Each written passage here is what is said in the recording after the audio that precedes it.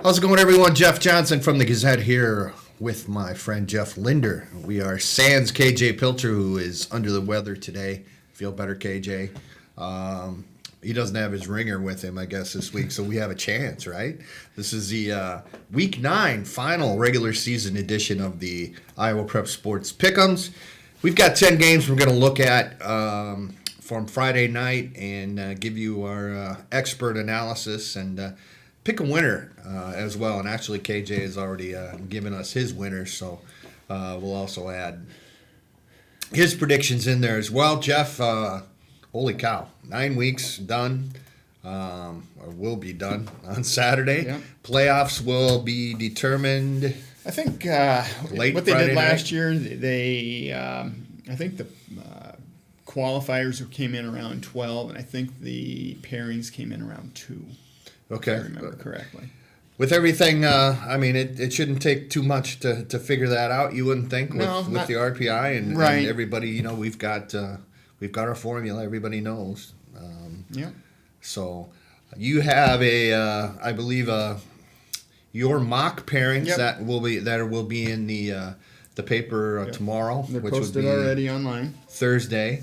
And online at thegazette.com. So take a look at that. Jeff's how Jeff's thinks everything's going to go down in each class. So, hey, let's get right to it. We'll start off with our biggest game in Class 4A. Jeff, we've got the district championship in District 3 between 10th ranked Cedar Rapids Prairie and number 2 Cedar Falls. That'll be at the Unidome.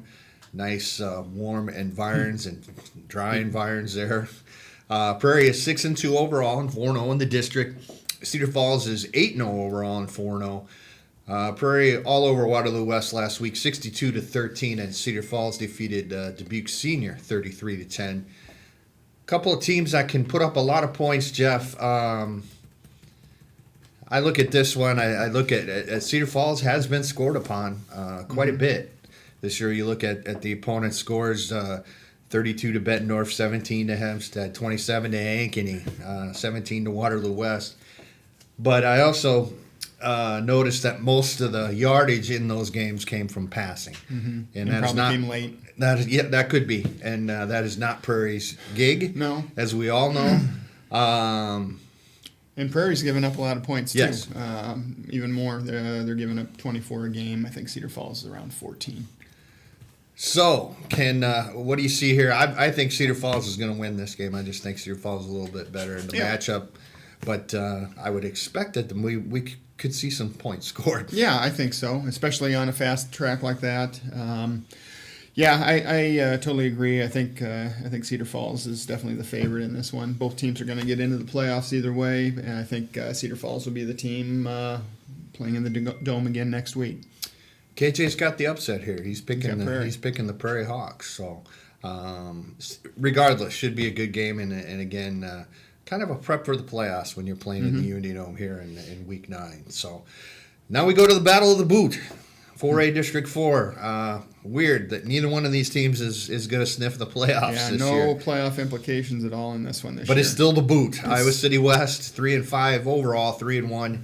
In the district, playing at Batesfield against Iowa City High, 2-6 overall, 1-3 in the district. West defeated Muscatine last week, 31-16. City High lost to Linn 62-14. Boy, it's weird when you don't have either one of these teams really that are that solid in this rivalry, right? And West is 3-5, but they're a good 3-5. They're a pretty good team. Lost some close games. North Scott, Southeast Polk, Dubuque Senior. Linn was a game they were ahead in late, and I'm sure they'd like to have 2 or 3 of those back because then they'd be, maybe they'd be playing for a playoff or a district championship this week. But what happened, and here they are, and they're playing for pride now and playing for the Boot, and I think they'll get it. Have you ever seen the Boot up close? I don't think I've ever covered West City. You never covered the Boot game? Maybe once, but it's been a while. It's a nice trophy. Yeah. And West's had it for, boy, I don't know how many years. 4 or 5 years, maybe. Yeah.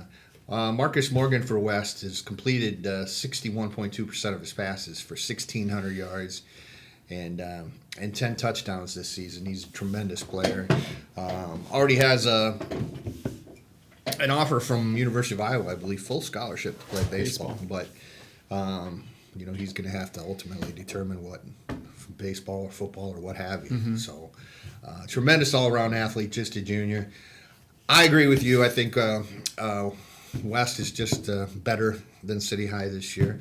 And we look at this, and KJ's got City, so he's being argumentative. Contrarian. There, that's the word. So let's move down to Class 3A for our next game. It comes in District 3, where Decorah, 4-4, 3-1 in the district, plays at 5th-ranked Independence, 8-0 overall and 4-0 in District 3. Decorah edged Waterloo East last week, 14-7. Indy was a 35-18 winner over Waverly Shellrock, and that was one of the closest games the Mustangs have had this year. Yeah. Independence has been really, really dominant all year long. And you're right, I think 35-18 was their closest game of the year last week. So they're second in Class 3A in offense at 41 points a game, lead the class in defense at 7.5.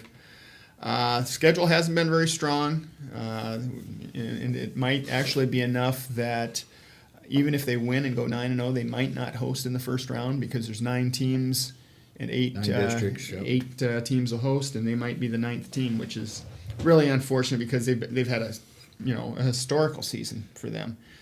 I think they win. I think they go to 9-0, and we'll see how things stand with the playoffs on Friday. So they don't play at home like they would play at a district champion. They would probably play. So who could we possibly be talking They would about probably there? play at an 8 seed. I've got them down to play at Dallas Center Grimes in the first round.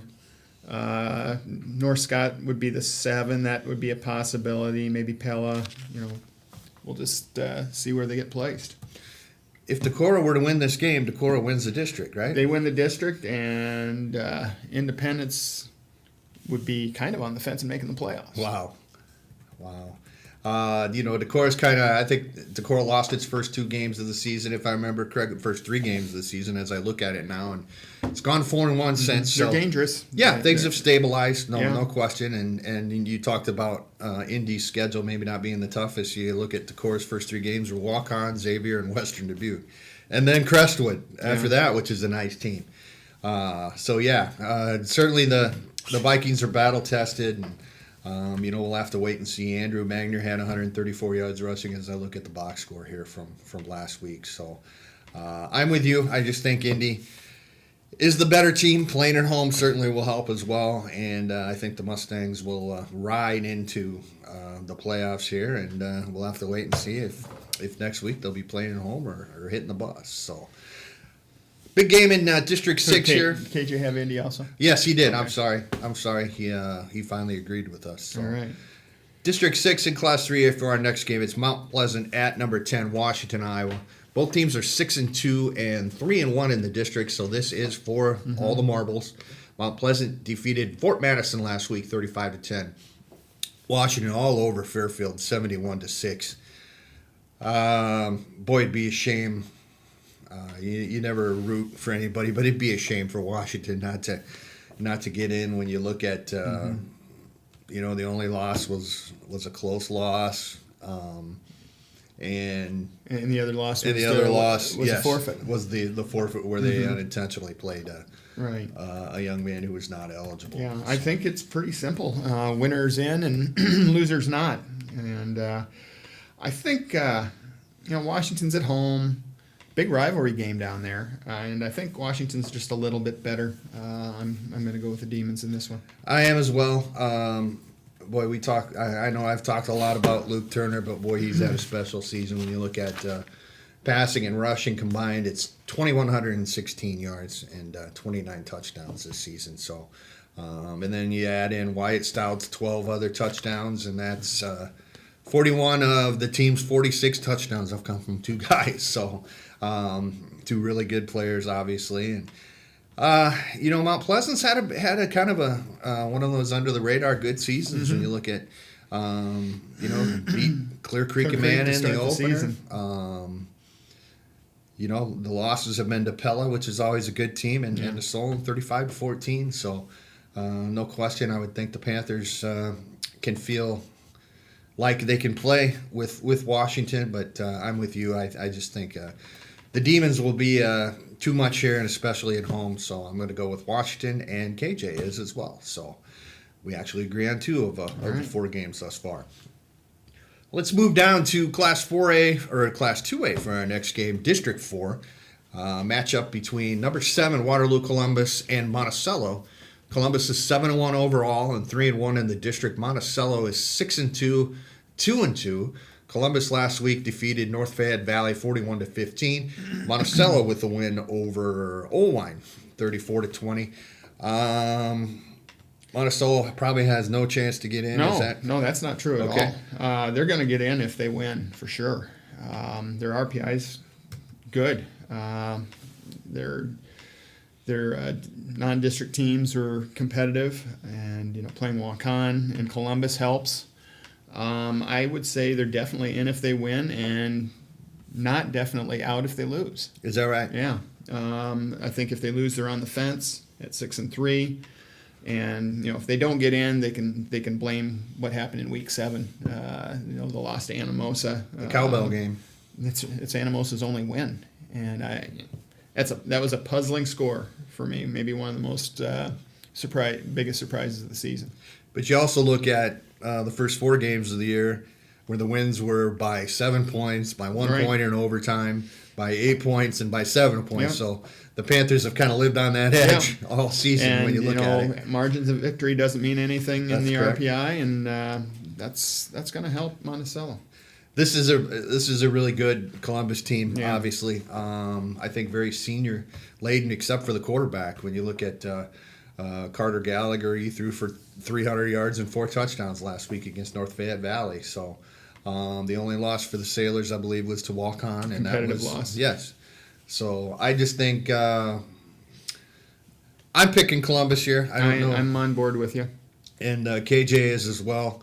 But as Jeff said, there's a possibility that both these teams could still be playing next week. So that would be a good thing.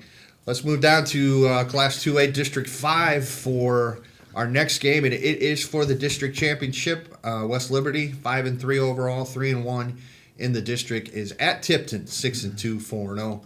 West Liberty stayed alive for a possible playoff berth by knocking off Comanche last week, 21-19 in overtime. Tipton double up Loiza Muscatine, 28-14.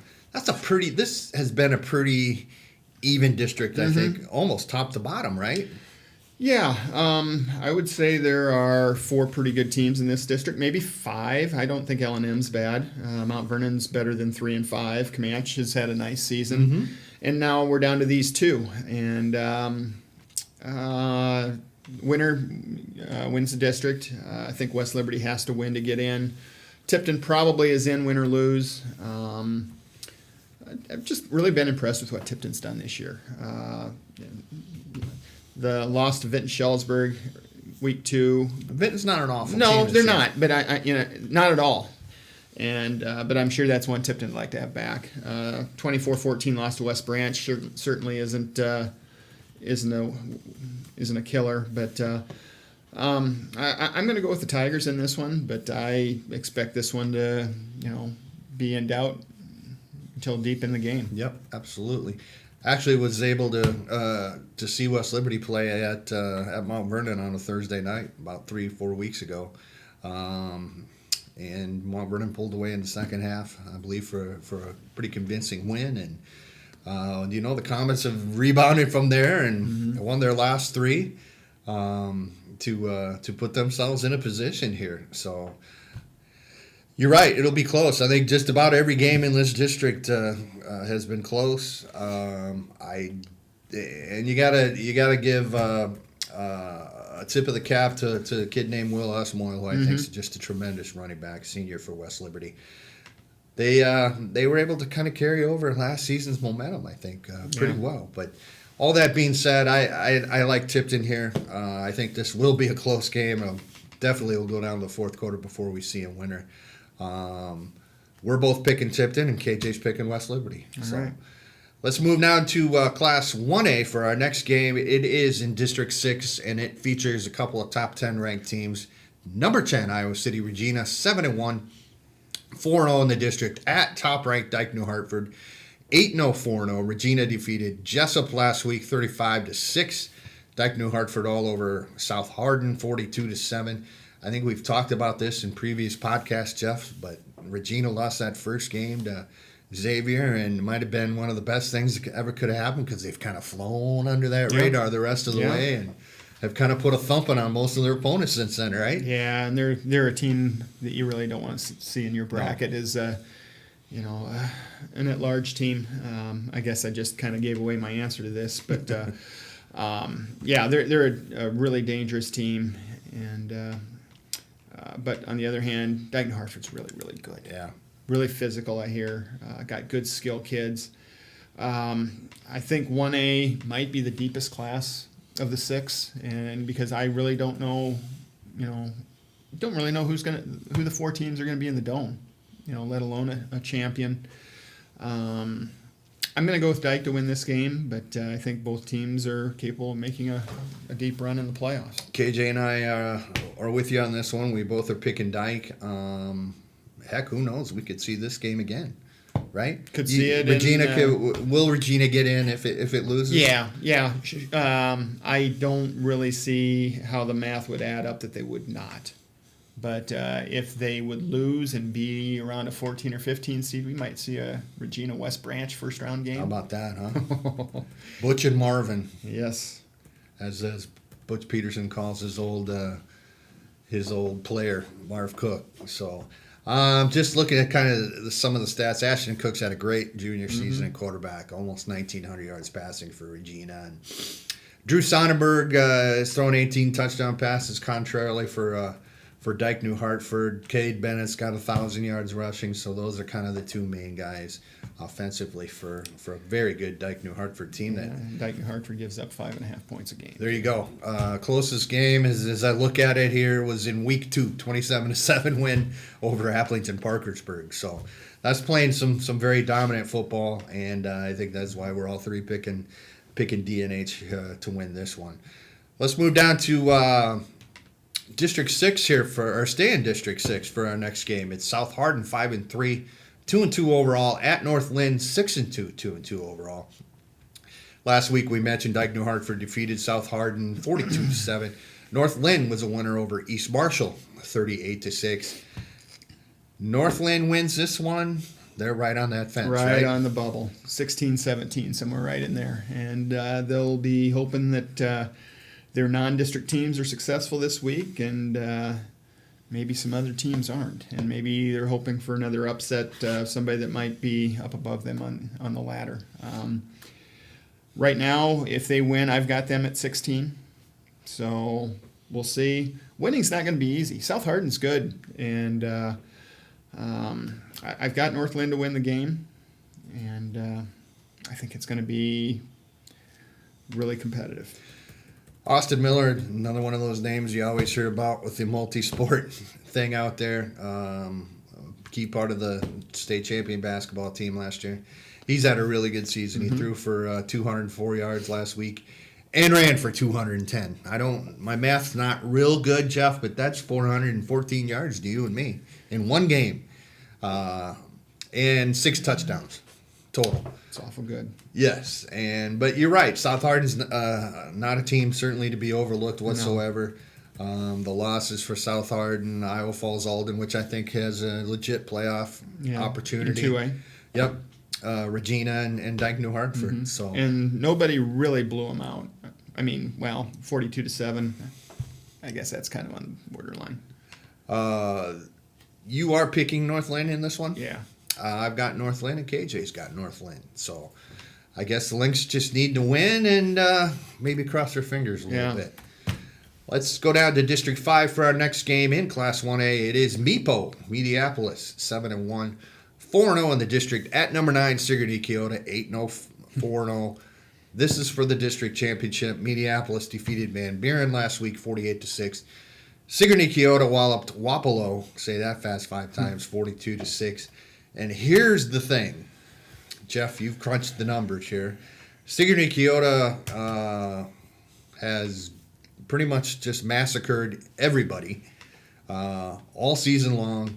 I believe they rank, let me look here real quick, second in the state in rushing by 2 yards behind Earlham. And if the Savage Cobras don't win this game, they could be out of the playoffs. I think they're out if they lose. They're 8-0. Look at BC Moore, 54 teams in Class 1A. They've got the 54th best schedule. Their non-district teams that they scheduled haven't helped them. Pekin 2-6, Linville Sully 1-7, Albie 1-7, Eddyville 3-5. That's and then they've played the teams in their district, which include Van Buren and Columbus.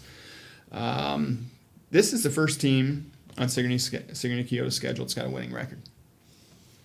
And it's weird too. You look at the non-district. I mean, you can't do really anything about your district. No. But you look at the non-district schedule. Pekin's almost always very good. Yeah, Linville Sully. Linville Sully's almost always very good. Albie has been very good within the last 5 years. So, just kind of one of those bad timing. And Mediapolis, the only loss is by 1 point. Yeah, to Louisa Muscatine. Right. And they've pretty much crunched their last three opponents here: Columbus, Wilton, and Van Buren. So, what do you think?